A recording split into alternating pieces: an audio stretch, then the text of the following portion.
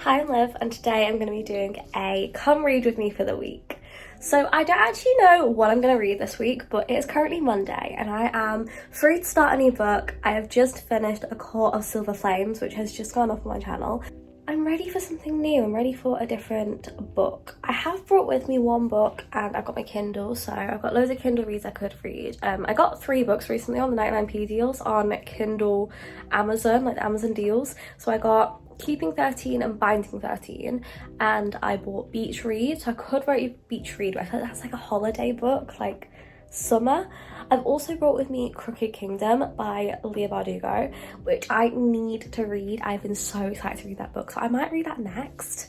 And I've also got Mr. Spencer's, Mr. Masters and Mr. Garcier to get through, because those are the last books in the Miles High Club that I never actually read. I've got loads and loads of books on my TBR. I mean, I've got Divine Rivals, 7 Year Slip, loads of stuff on my Kindle, so I'll see what I feel like. But I feel like starting my Crooked Kingdom is probably the first one to do, because I'm in a fantasy mood since A Court of Silver Flames, so I'm probably going to start some of that now. I'm at page 15 I think in that book, so I'm gonna carry on, see what happens. Yeah, I'll see you in a bit. This is the current situation because I am sick. Oh my god, my face. And I've got one of those head patches on because I have a migraine. I've had a migraine since 12:30 and it's currently 6:30. Gonna go nuts. I'm gonna go nuts. I haven't been able to read my book all day and I'm so devastated, but I read a good chunk last night, like before bed, so I am 40% of the book, which is really good. I am enjoying it. Just really want to read some today, but I can't. Hello, it is the next day. I am feeling terrible. I'm honestly such a wreck. Like, I am feeling so bad and my headache is still there.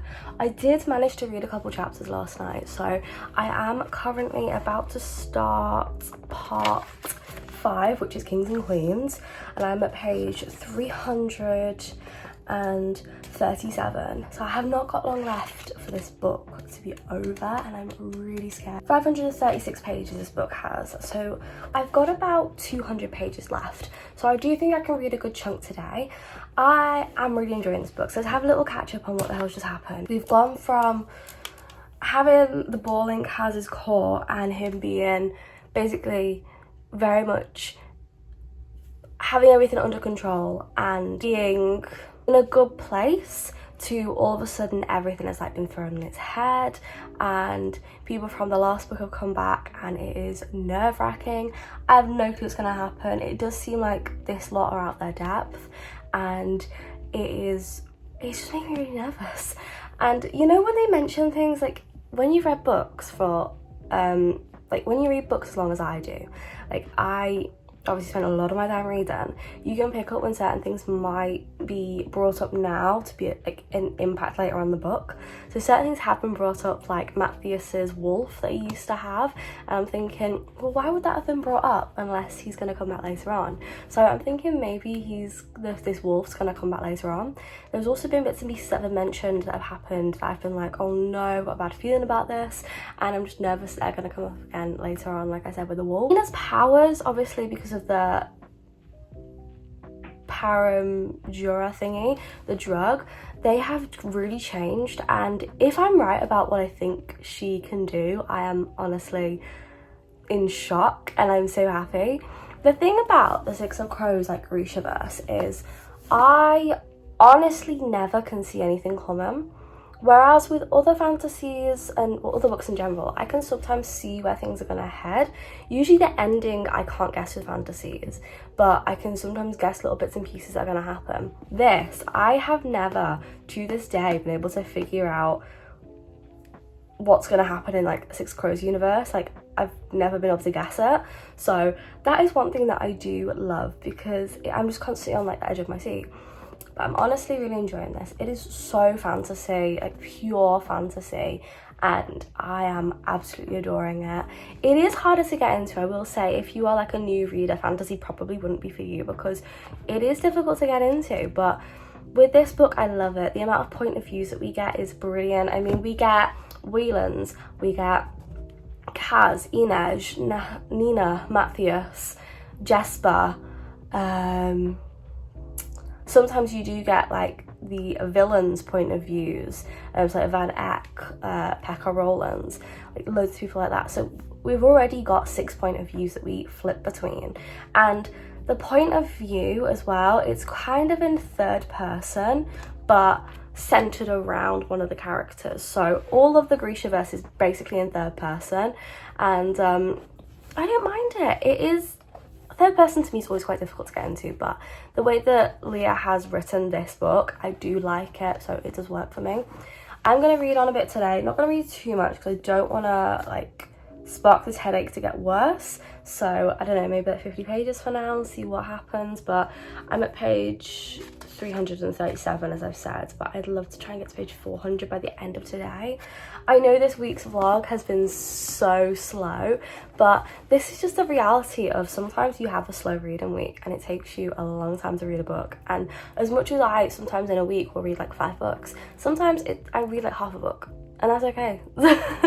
So I do think I am going to upload this video still, because even though I haven't read as much as I intended to, I'm just showing the reality of sometimes you have things happen, sometimes you're ill, sometimes you're a bit of a reading slump or whatever, and people who do book content still do have really slow reading weeks, and that is okay. So yeah, it is the next day. I am so ill. I haven't even explained this, but I am going to the doctor today, so I ain't got a clue what is going on with my head. But I mentioned a few days ago that I had like a splitting headache, like a migraine. Now, it's very obvious to me that it's definitely not a migraine anymore, because I've still got the headache and it's not the same symptoms as when I have migraines. So this is the 3rd day of having this headache. It doesn't hurt when I read, it doesn't hurt with light, so it's something else. I have so many medical problems and it's just so frustrating, but it is what it is. I did read on last night before I went to bed, so I've got about 100 pages left, 150 pages. I'm at page 408. There is 536 pages in this book, so I've got about just over 100 pages left, so I will finish it today. I'm so nervous, so excited. The amount of relationships in this book, this is more, not more romance, it's definitely more plot driven than romance. Like, these are not romantasy books, so if you're expecting ACOTAR type books from the Six of Crows books, you ain't gonna get it, because it's not a romantasy, it's just a fantasy. I love that, it's just pure fantasy. But the romance in this book is a lot more than in Six of Crows, because obviously all the relationships have been developed and not developed, established. All the relationships have been established, so we know who has banter with who, we know their personalities, we know the tension between certain characters, and it is so good. So in this book there are 3 couples that you do feel like, oh my god, and you already know from the other books obviously, so this isn't like a spoiler or anything. So Kaz and Inej, obviously they've had their like tension, and I'd arguably say that their development out of all 3 of them is the least. They, oh my god, they both have dealt with so much in their lives that they're just so struggling to open up to each other, and they struggle with like even just holding hands or skin on skin contact because of what both of them have been through, which we saw in the first book. And it's heartbreaking, but in a way it's beautiful because they've both been through so much. They both deserve to be happy with each other, and I don't know, I hope they get together. Matthias and Nina, the development of them throughout the first book was insane. I would arguably say this book is a lot slower than the first book. I did prefer the first book with how fast-paced it was. There was so much happening, whereas this one, it's a lot slower, definitely focusing more on the relationships, and it's a lot more of like planning, not much action going on. So I don't hate it or anything. I'm not angry at it. It's just a different type of pacing. My hair looks so crazy. I've been trying to work my Dyson, but I ain't doing it very well.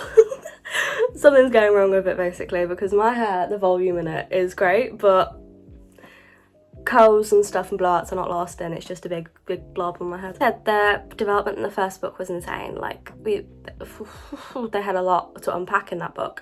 This book, Matthias is opening up more, which I'm loving. Like, it's just so sweet, and we're seeing more of him like try and understand Nina's culture and her life and where she's from, because obviously they're both from very different worlds, and Matthias's culture hates Nina's, and it's difficult, but he wants to understand hers, and he's starting to see ways in which the Jerdans like culture actually may not be a good thing and may be a bad thing, to be honest. And then we finally have Whelan and Jesper, who arguably, in my opinion, have developed the most in this book, and they are my favourite couple. Well, Nina and Matthias are like my favourite, but they always have been, but Whelan and Jesper, like, the fan art for them two together as well. Like, I've seen fan art of them like holding hands and stuff, and it's just making my heart go like boom. I'm honestly so obsessed with them both, and I love both the characters as well. Enjoying it, but as I said, it is a lot slower than other books I've read. The pacing is slow, but I'm hoping that the last 100 pages are going to be like action-packed. This week has been a slow reading week for me, like, I can't lie. It has been an incredibly slow reading week, and that is okay. Like, sometimes you have slow reading weeks. As I said at one point in this video, like, it's just the reality of doing book content. Sometimes you have a slow reading week, and that is okay. Like, this whole week I've read one book, and I finished off Court of Silver Flames. Not this week, actually. I finished it on Sunday. That video's already up, by the way. I finished A Court of Silver Flames, did a whole reading video on it. This whole week I've just read Crooked Kingdom, and that's okay. Some people, it takes them months to read one book, or a month to read a book, and for me it's taken me a week to read this book, and I think that's completely okay. At first I was kicking myself, and I didn't tell you, but I was feeling like so guilty that I'm doing a reading vlog for this week and I've only read one book. That's all I kept thinking.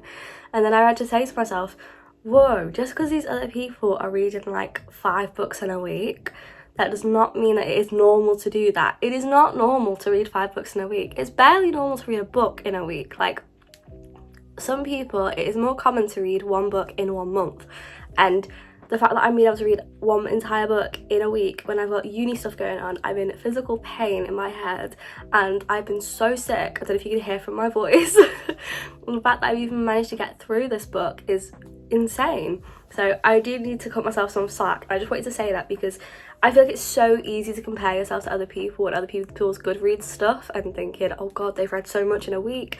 And it's like, yeah, but that's their life. That's what they do. That's their job and everything. You have other stuff going on. You have a job, you have uni. I feel like I'm so sick right now, and my head is honestly in utter agony, and it's amazing that I've managed to get as far as I have into this book. Like, I've nearly finished it and I've enjoyed it. Like, I don't enjoy speeding through books. Whenever I do book videos on my channel, if it's book challenges and stuff, yeah, I do have to pick up the pace a little bit when I'm reading them, but I never rush through a book because I have done that before and I've not enjoyed it. Things We Never Got Over, I think that's what it's called, the first Lucy Score book in the Knock 'Em Out series, I didn't enjoy that book because I rushed through it. Looking back now, I know that that's the reason. If I reread it, I would 100% enjoy it so much more, but because I just rushed through it, I didn't enjoy it as much as the other books. Whereas nowadays, yes, I've got challenges coming up, but if they have to go up a day late because I'm taking a bit more time on the book, I'll just do that. It's not that deep. And also I can put up a different video if needed, and I feel like I just pace myself a lot better. I give myself a lot more time to read books so that I can allocate enough time to get through them and enjoy them properly. But anyway, enough about all like the deep stuff. I'm gonna go and read for a bit in a minute. I've got a doctor's appointment to figure out what the hell's going on with my head, and I'm going to try and do my hair again today. I have honestly got 40 pages left. I'm terrified. I'm going to my appointment now and I'm just grabbing my stuff for it, like my keys and my car keys and stuff. I am in actual shock. Can't believe what just happened. Heartbroken. People said to me the ending of it was emotional, but like, I don't know what's gonna happen at the end of this book. I'm scared. I think I might cry.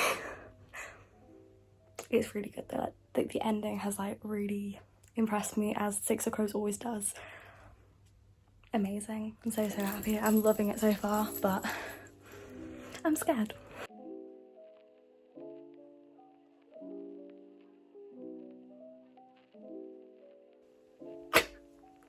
It's the next day. I need to update you on what the hell has happened in my life. It's been a lot. Right, let's sit you down. Let me get comfy because I am in immense pain. Oh my goodness gracious me. I was going down to the doctor's. I had a headache that had not gone for 4 days. I ended up getting taken to hospital. So basically what happened was yesterday I was in hospital, and basically what I'd had is a thunderclap headache. And this is where like your head basically has overexerted itself. So this can happen from lack of sleep, which I have. I've got massive insomniac problems right now. Like I go to bed at 4 a.m, wake up at 6. Like it's ridiculous. Also, my diabetes can set it off a bit. It can make things complicated. Also, I am an incredibly active person. I'm a dancer full time, and a number of things can set it off basically, but those are the main things. So I'd had that. I had to go for loads of tests, CT scans and stuff. Not loads, I had like blood tests done.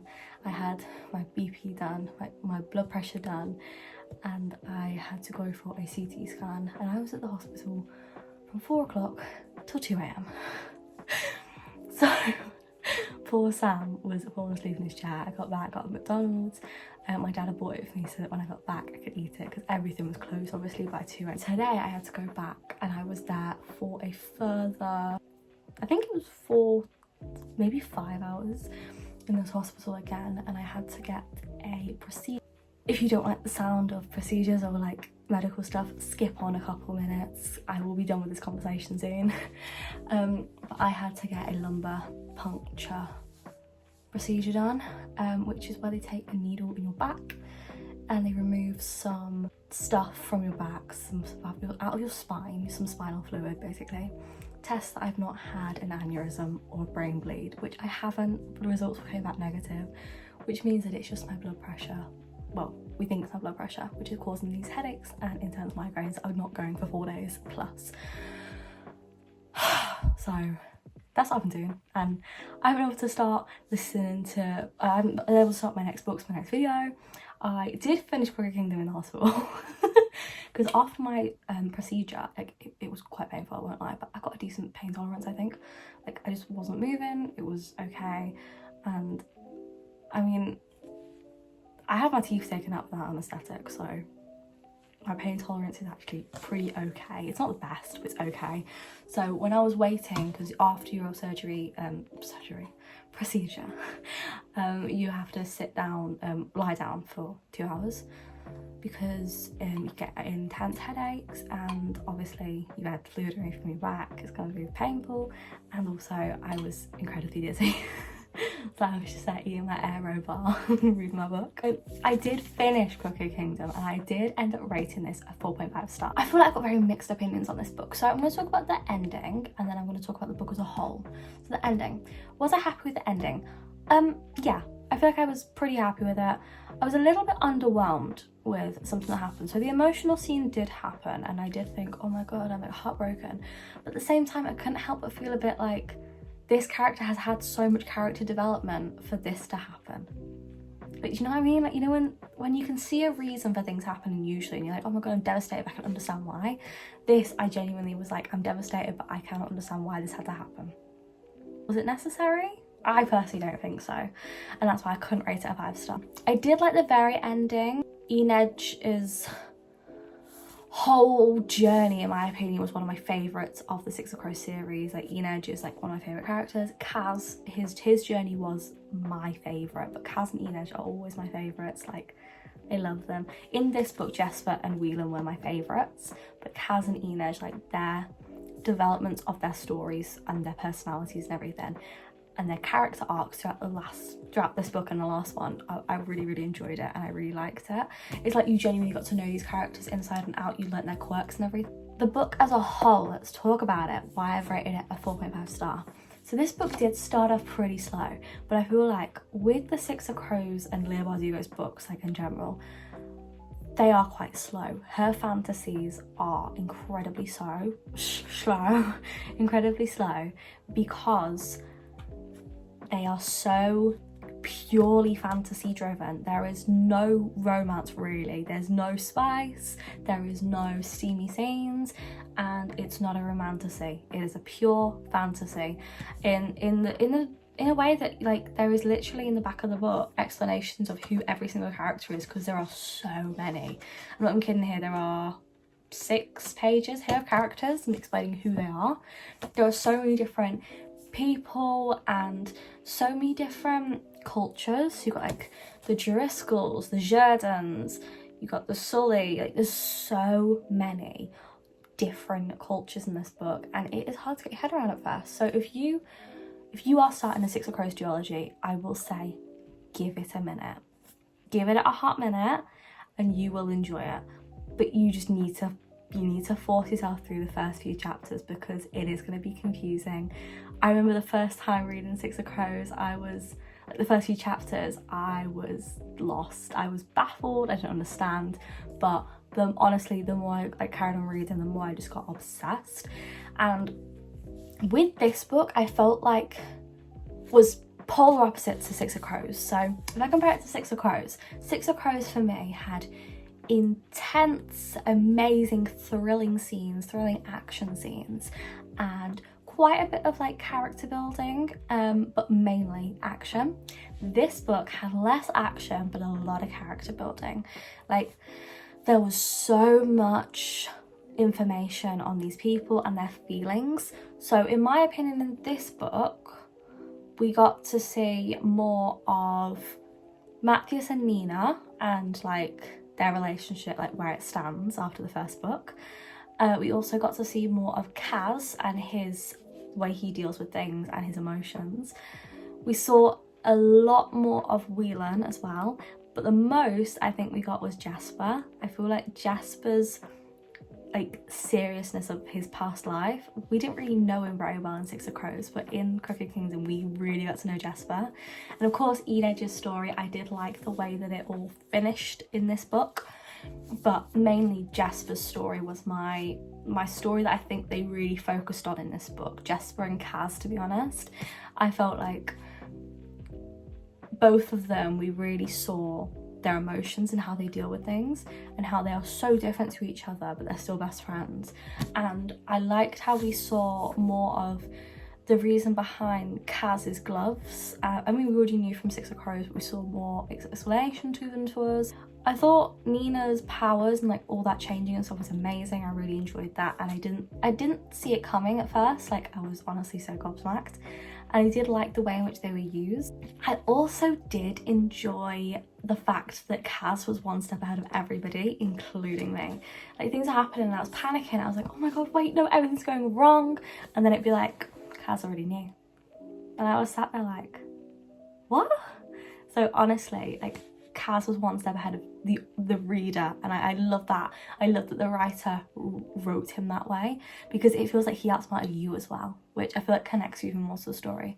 Now, as I said, I didn't quite like the emotional bit in this book, simply because I just felt like it came a little bit out of the blue.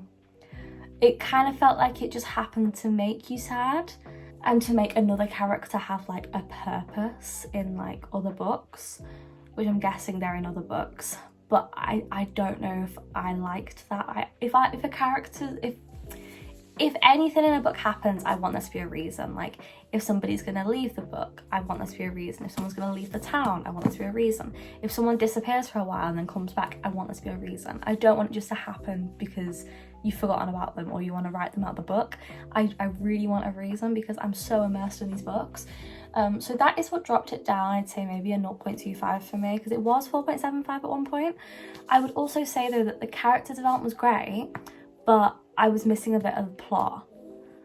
Like I feel like this could have had a bit more plot to me. Like, I just felt like it could have had a bit more plot. On the hand, I was like, oh yeah, I should pick up the book, but I was never thinking, oh my god, what's gonna happen, like I did with like ACOTAR or even Six of Crows. That's from the video, guys. I hope you have enjoyed.